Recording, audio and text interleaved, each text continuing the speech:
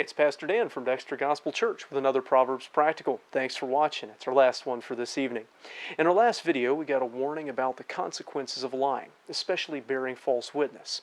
This next verse speaks of the popularity of those with power. In Proverbs 19:6, the scriptures say, "Many will entreat the favor of the prince, and every man is a friend to him that giveth gifts." The first part of the verse says that everyone is trying to get the guy with power to like them. They're going to entreat his favor. They're going to constantly be trying to get on his good side and get good things from him. When it says a prince, that could be the son of a king, or it could be anyone in their social and political system who had a lot of power and prestige and wealth. So, of course, when someone has those things, a lot of people want to get close to those things: power, prestige, wealth. They're always trying to butter him up to get on his good side. And then the guy that gives gifts, the man that gives gifts, a generous, wealthy person is always going to be popular.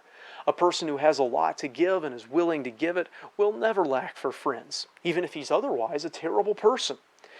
There's quite a dose of cynicism behind this observation, I think. It notes that people are often in it for what they can get out of it. It observes that people befriend others for what they can get from them sometimes. It means that the people with the most to give are often the ones with the most friends. But there's another turn in which this just makes sense. Should it surprise anyone that people want to be friends with someone who's generous? Why would people want to be friends with someone who's stingy, who could help them but refuses because he cares more about his possessions than his friends? Now, the verse isn't saying that all of this is good. If anything, it's critiquing it, warning the rich and powerful and generous that there are people who will befriend them in order to take advantage of them. But maybe it's also noting that if we want to have friends, we usually have to have something to give them, not just expect them to give to us. That itself, that desire to have friends who just give to us and don't want anything from us, that itself is selfish and unworthy of friendship. So as we observe how the world works and how people are motivated by power and money and popularity and gifts and so on, let's be aware of that, but let's us try to build healthy friendships and relationships.